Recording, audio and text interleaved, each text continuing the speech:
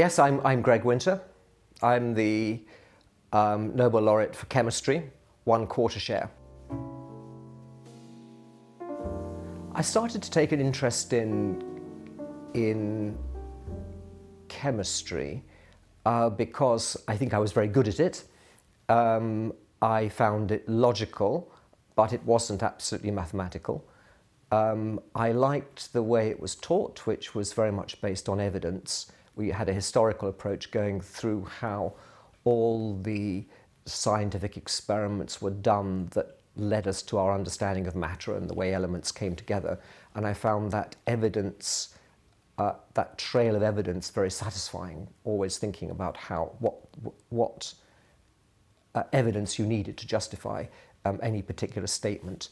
But in fact, my real interest was also in biology as well. And when I went to university, I hadn't been sure whether I'd be a biologist or a chemist. But what happened was, about in my second year in university, I still preferred chemistry as a subject, but I thought that for research, the biologists had the more interesting questions. So chemists seemed to have got themselves lost, in my view. They were exploring things that really didn't interest me. They were becoming more and more mathematical, so endless dealing with equations, which I could do, but I didn't get any pleasure out of them. To me, a mathematical equation is just a tool for solving a problem. I had no interest in the beauty of mathematics as such.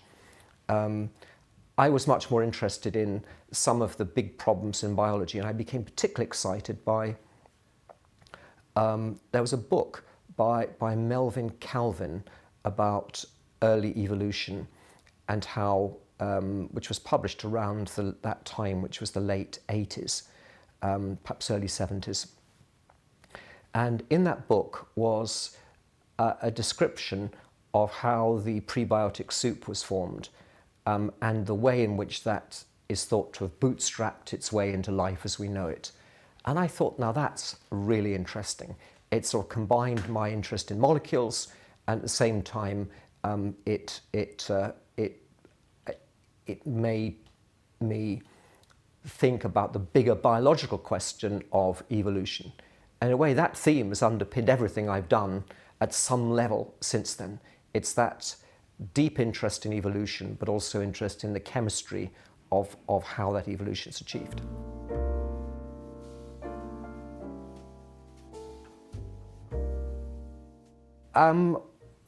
We had a couple of very good teachers at school, but they were very good at teaching. Neither of them were role models in the sense that they explained the subject in very different ways. The chemist was very competitive. We were always making us compete against each other to get the top grades, to answer faster than the next person. The biologist was more measured. But again, he would go out of area. He would get us to look at things that weren't on the syllabus, went much wider than the standard school syllabus. So from both of them, I learnt quite a lot. Very, very different styles. But they weren't people I myself wanted to emulate. I had no model early on for the kind of scientist I might like to be. Only later, when I started doing research, did I start picking up ideas of the kind of people I'd like to be, the style I'd like to follow.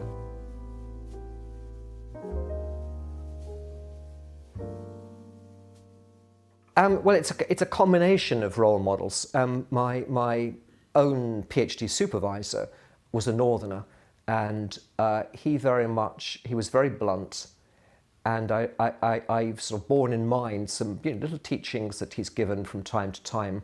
One of them was, I happened to say that an experiment I was proposing to do, or a subject, I can't remember the exact issue, was really interesting. And he said, bugger interesting. Is it important? And actually that got me thinking.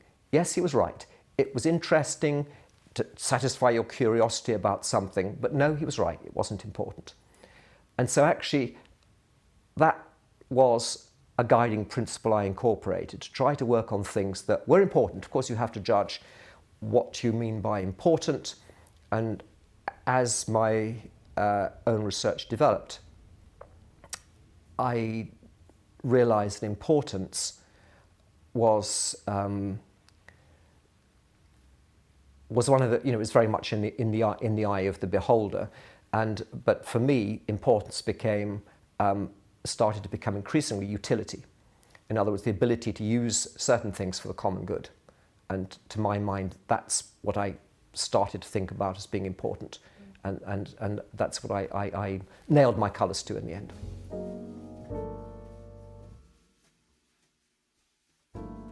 When I first got the news, I was very tired, and I actually, I didn't really take it in. It wasn't expected, and it didn't really compute. I just felt it was a bit unreal, and I think that continued for quite a long time, actually. So people said, "Didn't you feel elated?" No, I didn't feel remotely elated. I felt just in shock. I've had other prizes, and I felt elated, but this didn't fill me with joy. It filled me with an unease. I think the unease being that actually inevitably I would become much more of a public figure, which is not something I really wanted.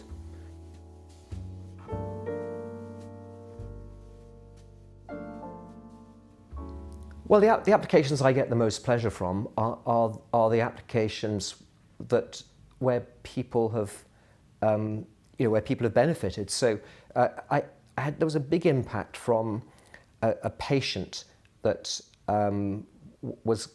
I'd made an antibody against a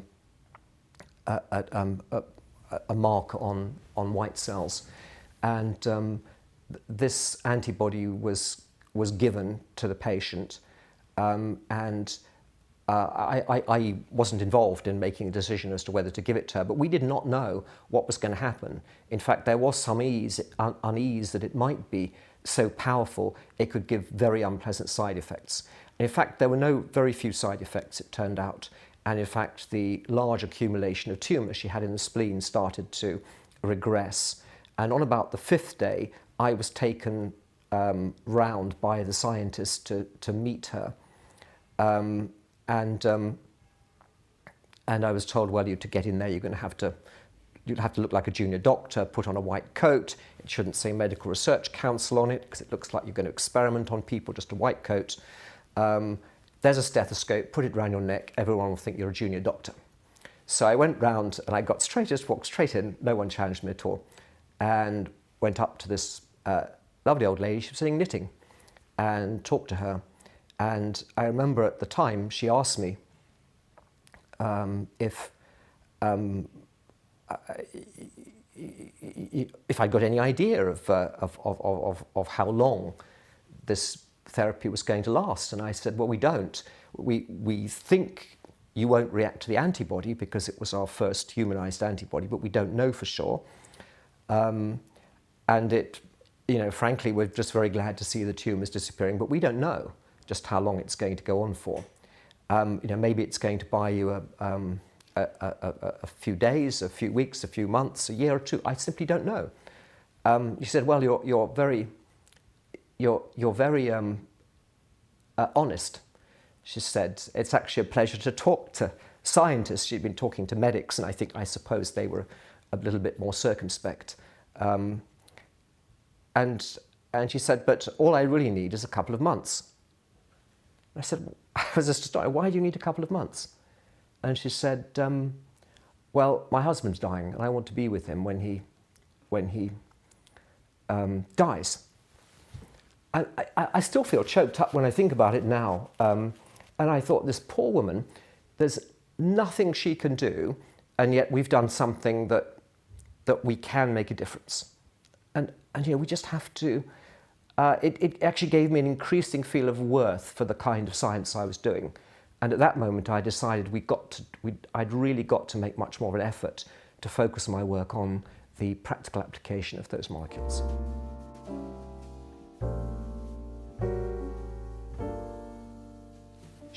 Her husband died, and she was with him, and she'd also mentioned that the other 2 months, So the rest of the time, she wanted to acclimatize her granddaughters to the fact she was going to have two grandparents dying very quickly. But she lasted a year. And then unfortunately what happened is the tumour came back. We had no more antibody to treat her. Well, we only had one lot of antibody to treat her. And it was all in the hands of medics, and they decided to give it to a child who they said was more important, or it was the ethical thing to do. As a scientist, I didn't agree with that, because I actually felt that this woman was valuable experimental material. She'd also been the first person to have it. It had worked well in her case. And I actually felt that we owed it to her to give her another shot of the stuff. But they said, well, I'm afraid, you're taking the scientist perspective. We have to take the clinical perspective, and the ethical thing for us to do is to give it to this child. And they gave it to the child, and the child died, and so did the lady. So it was all very sad, and it made me realize that one of the issues that we hadn't dealt with, we simply couldn't make enough of this antibody on the laboratory scale. Well, I say we, it was really my colleagues, Herman Waldman in the Department of Pathology. They were making this antibody, and just the amounts we could make of suitable grade to go into patients wasn't suitable, and wasn't sufficient. And I realized that we just have to we will have to work with industry to do it. So I thought, well, we just better grasp that nettle. I need to find ways of working with industry so anything I get in the lab can be taken through, and we don't end up with these situations where we've got antibody and we just simply can't, we've not got a route forward.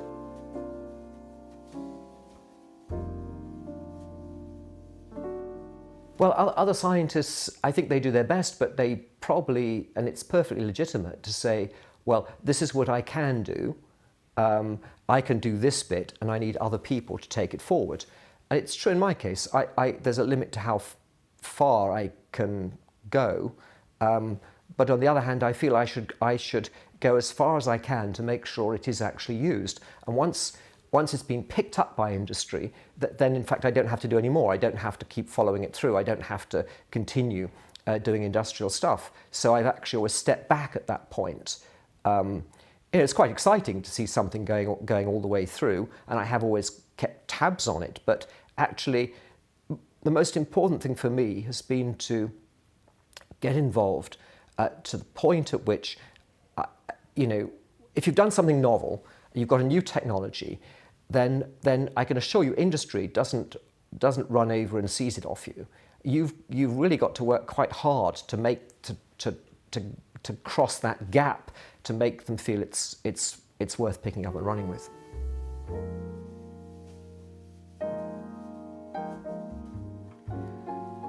Well, I realise now my research has gone in phases. So what tends to happen is I'll have a period where I make some discoveries, I try to apply that, I take it forward, then having done that, I step back and try and go back and think of something else I want to try. And in fact, that's happened 2 or 3 times. So I'm now working on, or trying to take forward, something we invented in the lab in 2009, which was development of mini antibodies, which we call bicycles. They're bicyclic peptides. And we're lashing on toxins to those, and also trying to use them in immuno-oncology. So those are things which, again, it wasn't possible to take those forward in academia. To get into patients and, well, to do all the preclinical and to get into patients has consumed tens of millions, which is the kind of money you don't get from granting bodies. You have to go to the market to get that. And so therefore, I've tried to at least sell the technology to people, so that to investors, so they will come in, and we try to take that forward with the company to a point at which we can see these things applied and in patients. And we've now got, in the case of the bicyclic peptide, so it's 2018, we founded the company in the end of 2009, and so it's 9 years, but with technology development plus developing individual molecules, we've actually got a molecule in a patient now in the clinic in London, which we hope will work out well. I mean, so far they don't seem to have any side effects, but who knows? The kind of things we're using potentially could be very toxic.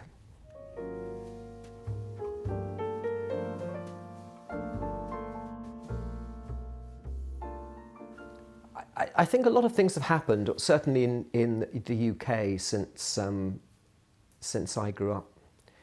I think one of the problems is there's much less focus on experimental work. With my own children, I was astonished to hear them say that chemistry was boring. And I said, well, how can it be? It's a wonderful subject. It's so exciting, all these things you can do. And they said, well, Dad, don't you realize the most exciting thing we saw was a nail rust? I said, what?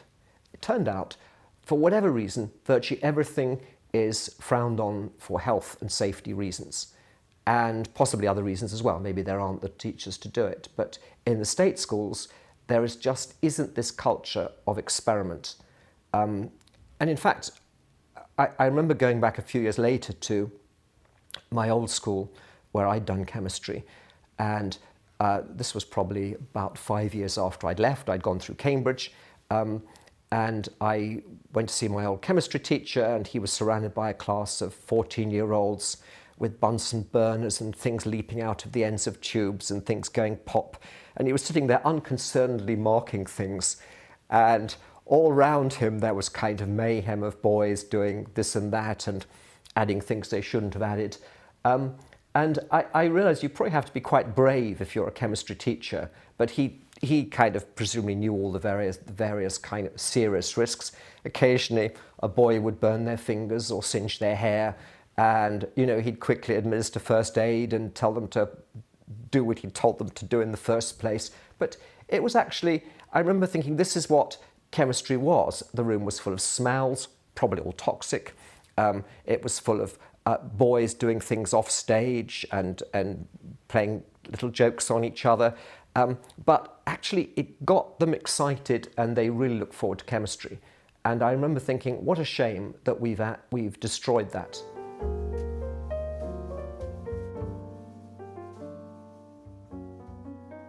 I'd like to see people taking, well, it depends on what you mean by legitimate. I mean, I think providing that, I think people should wear safety glasses, and obviously you make sure that you couldn't actually blow anybody up in a lesson, but I think people are far too safety conscious, is my impression. But I can't say I've been in lots of schools and I've seen lots of things. All I can do is to report back from my own children in state schools. And I can tell you that there was a reaction I had many years ago to a biological experiment I did in school. I got invited to my children's primary school many years ago to show them, parents were asked to come in and say something about their work.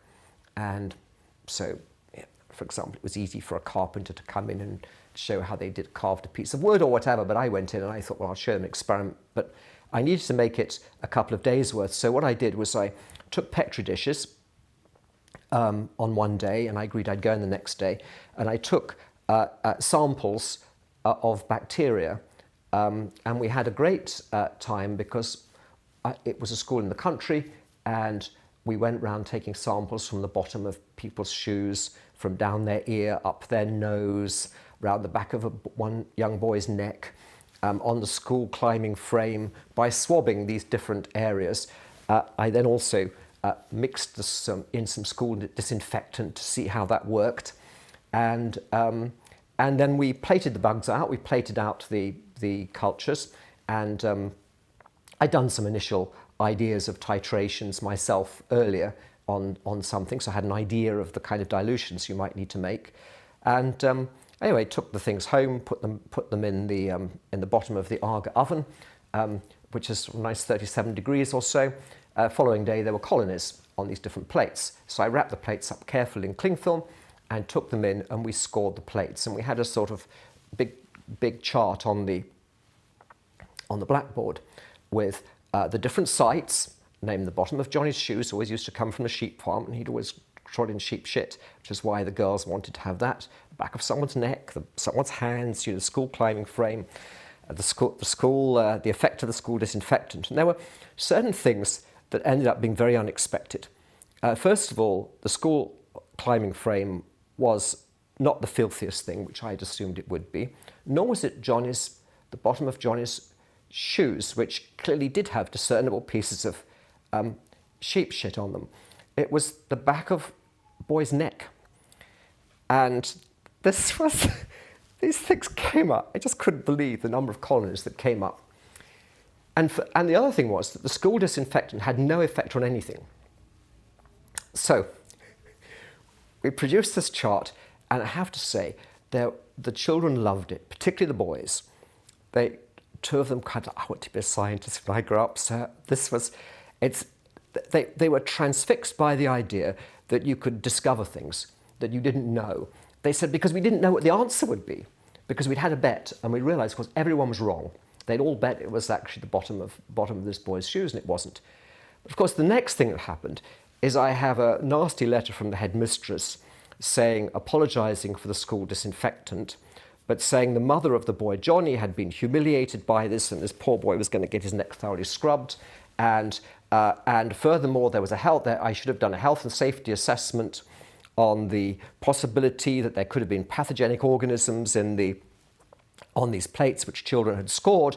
And I said, look, the plates are sealed. I'd sealed them all round so they couldn't open them. And I thought to myself, the poor little children, under that kind of culture, this shows the dead hand of health and safety and bureaucracy in schools. And it was such a shame, because those boys were really enthused, and I thought it was actually quite a good experiment, relatively harmless.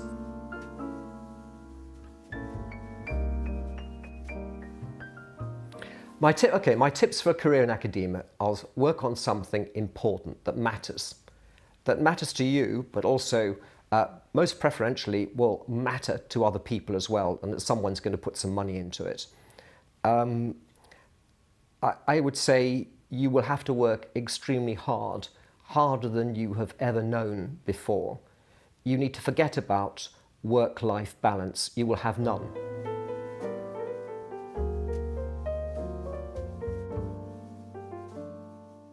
Okay. The prize was given for making antibodies using a filamentous bacteriophage. And I'm going to explain it by analogy. And I'm going to explain it by the analogy of a master thief. Let's imagine that we want to make an antibody against a cancer cell. Imagine the cancer cell as being the lock and the antibody as being the key. If you're a master thief, what you would do would be to create a huge number of different keys, and then you would try those keys out on that lock.